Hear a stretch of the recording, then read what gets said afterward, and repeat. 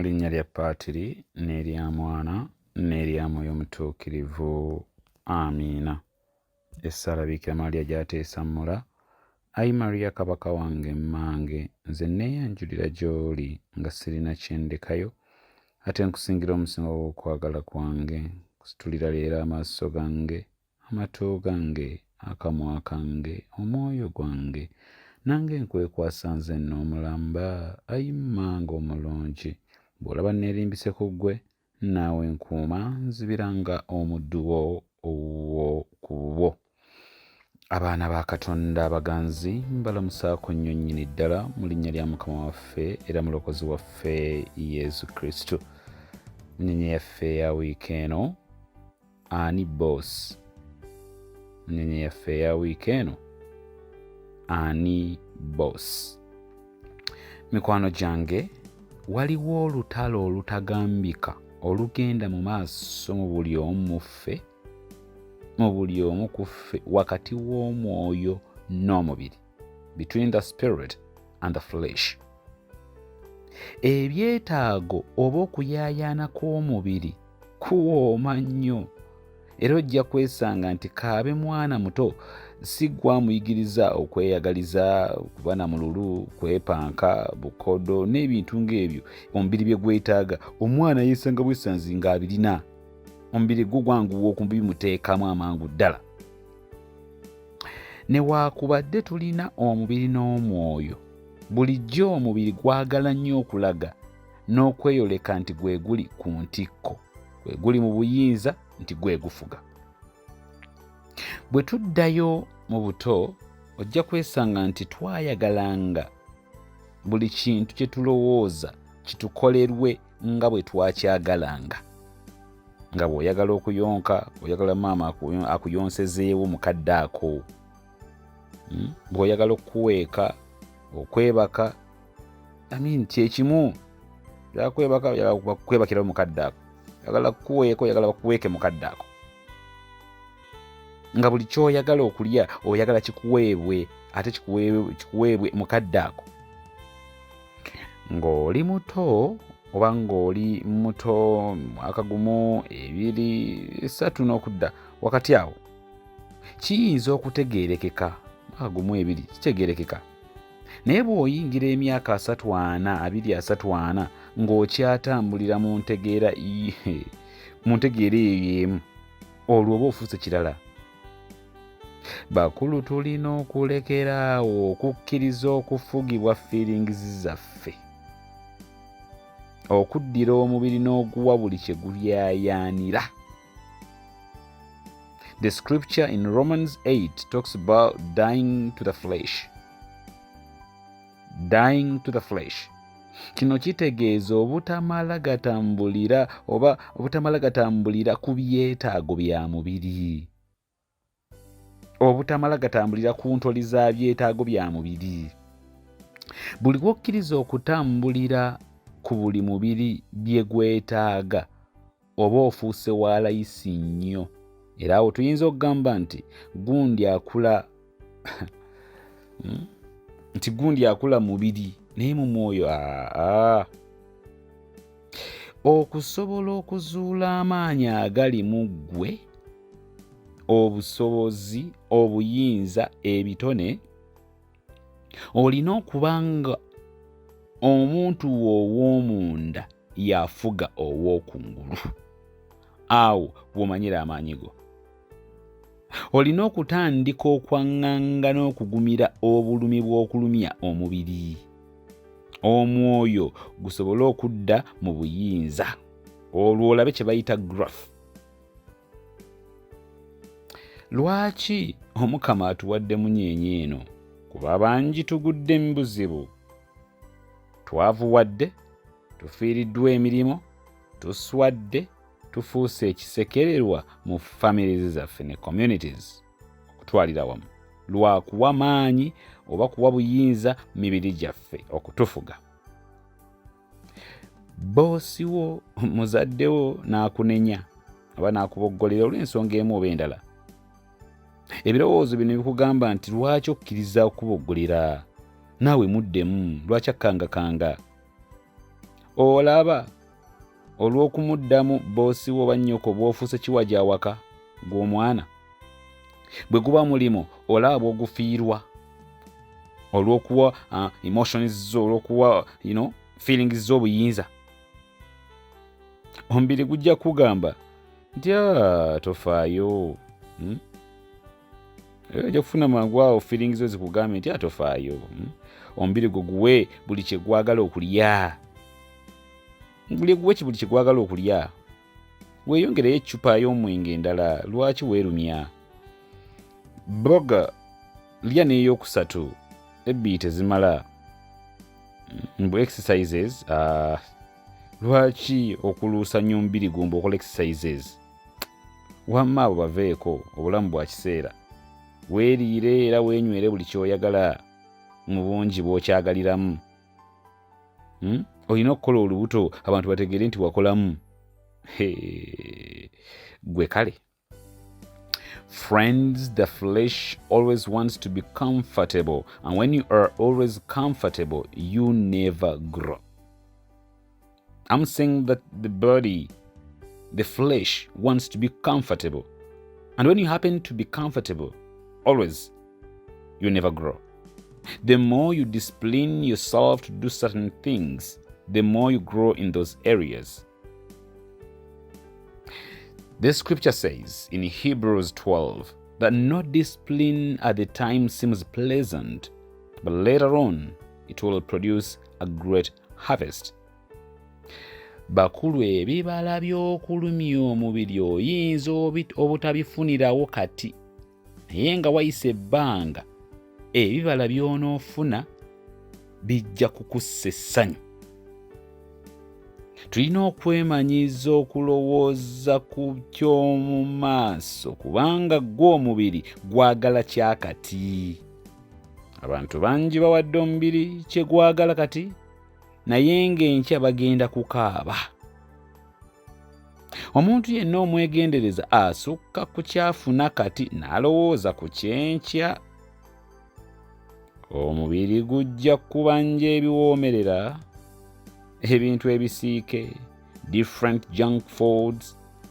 Naye bw'oteekomako enkya oyinza okusanga sisitimu y'omubiri gwe ekyankalanye, ogezze by'otategeera naawe by'otayagala, onootandika okukaaba n'okwegomba abalala.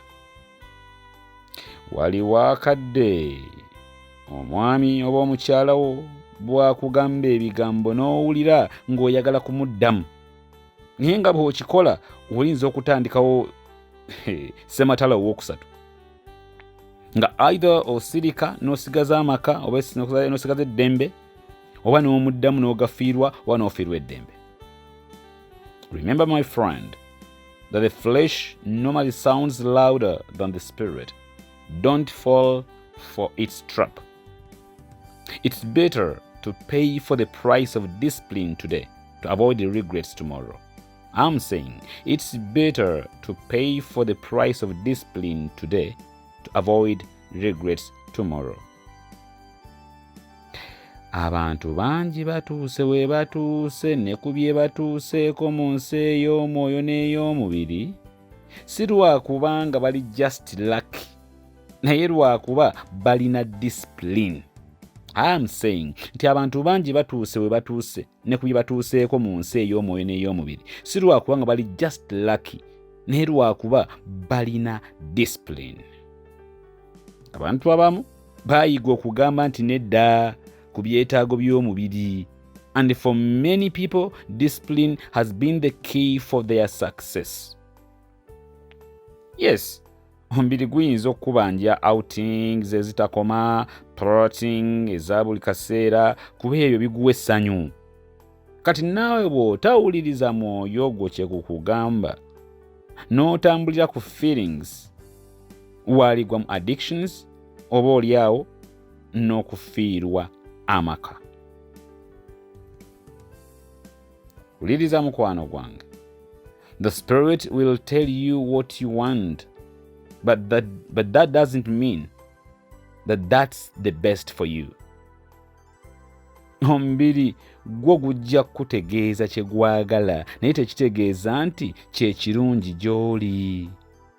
Era tofunanga kikemo kulowooza nti omubiri gwo gukwagaliza nnyo okubeera obulungi. No.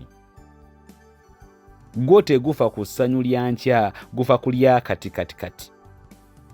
Omubiri gwo gujja kugamba nti abo tebakwagala bakyawe, tobasonyiwa. Wabula muggwe munda mujja kubaamu eddoboozi erikugamba nti kireke kiyite, sonyiwa. Leka omukama y'aba awolera eggwanga ku lulwo. Ebyetaago by'omubiri n'eby'omwoyo emirundi egisinga tebitera kukwatagana, oluusi bikontana. Olina okulondako ani boss. Era wano wavudde munyenye yaffe eya wiiki eno. Ani boss. Wano gw'olina okusalawo that instead of my feelings ruling over me, I'm going to start ruling over my feelings. That instead of my feelings ruling over me, I'm going to start ruling over them. Weekend mikwano gyange nsaba tusalewo ani boss. Omubiri gwo bwe gukutuma okukola kino oba kiri, gujjukize nti ssebo si gwafuga. You are not the boss. Nina bingi ebyokukola, gutegeeze ti nina bingi ebyokukola, ebyokutuukiriza, ebyokutuukako, ebyokuggusa okusinga okutambulira ku ntoli zo. You my feelings, you my flesh. Siri bwalayisi nga bw'olowooza, gutegeeze. Mu Ggalatiya omutwe ogw'omukaaga Pawulo atugamba nti temulimbibwanga. Omuntu kyasiga era kyakungula. Asiga mu mubiri gwe, mu mubiri mwalikungula okufa. Kyokka oyo asiga mu mwoyo, mu mwoyo mwalikungula obulamu obutaggwaawo. Ate bwe njogera kulamu obutaggwaawo, sitegeeza obwokka obw'omu ggulu, wabula n'obulamu obwesimisa ku nsi kuno. Omubiri gujja kulagira gwe omuyizi nti wamma weerabire TV ekiro kiramba, gwe muyizi gwe. Omubiri gujja kugamba nti weerabire TV paka saa 9:10 ku makya tofaayo. It's okay. Ne bw'otasoma bitabo oli mu luwummula. Onombuulira nga beginning of term examinations zitandise. Mwana watu weebake ne bw'otakola leero. Gwe tolaba enkuba olwo otandise okuwunyiriza obwavu. Sapule ne bw'otogisoma tolaba ng'erwawo. Tolanga sapule erwawo. Obudde bw'essaala butuuse naye buli omwana asomazize mwe temulabanga akazannyo katuuse ku TV. Olwo omwoyo gwo guggweerayo. Spiritual life ya family olwegenda. Ebyo byonna by'okola oli mu kusiga mu mubiri. Romans talks about those who follow the dictates of the flesh. Remember, the flesh wants to be the dictator. It wants to control your life. Don't give it an opportunity, please. Bw'oteegendereza omubiri gusobola okufuukira ekizibu nga gwe kukusalirawo kiki, di, wa, naani. Gwe nga wasigalira kubeera awo kugoberera bugoberezi. Olwaleero mikwano gyange nsaba weesalirewo ani boosi, ate bw'omala okusalawo boss omuwa obuyinza bwe. Bakulu, sifunwa bubi. Sigambye nti temufuna birowoozo. No. Kuba tuli bantu, oli muntu ndi muntu, tuli bantu. Era bulijjo ebirowoozo tujja kubifuna eby'engeri y'emu oba endala. Naye kikyentegeeza mu kino. Olw'okuba nti ebirowoozo bizze tekitegeeza nti tulina kubigoberera na kutambulira ku byo nga bwe bizze. Birina okumanya ani boosi, olina obitraining nga nobitegeeza ani boss. Yes, feelings are real. But you must ask yourself, that is what I'm feeling moving me towards my destiny? Buli kirowoozo ky'ofuna ng'olaba kikujja ku layini y'entuuko yo, obanga ebinaavaamu byandittatta n'ekitiibwa kya Katonda mu ggwe, beera boosi waakyo era okiragira okwamuka mu linnya erya Yesu. Ani boss? Gwe boss. Therefore, keep saying no to the allurements of the flesh. Keep rolling over the flesh. You will reach at the level where the enemy has no new tricks for you. I mean, this doesn't mean that you will not be getting, emotions and feelings, but they will not affect you so much because by the grace of God, you will have become their boss. In other words, the flesh will have been dethroned. The flesh will have been dethroned. Mu mbeera eno, omubiri guba gunafuwa, ng'omwoyo guyimuka. Mikwano gyange, to be able to succeed in this, okusobola okumalako mu ekyo, tuyina okugenda maaso nga tukola Paulo kye yatugamba, what Paul calls in 1 Corinthians 15, dying daily for the glory of God. Dying daily for the glory of God. Keeping in mind that great things happen when God mixes with man. Mukama abeere nammwe.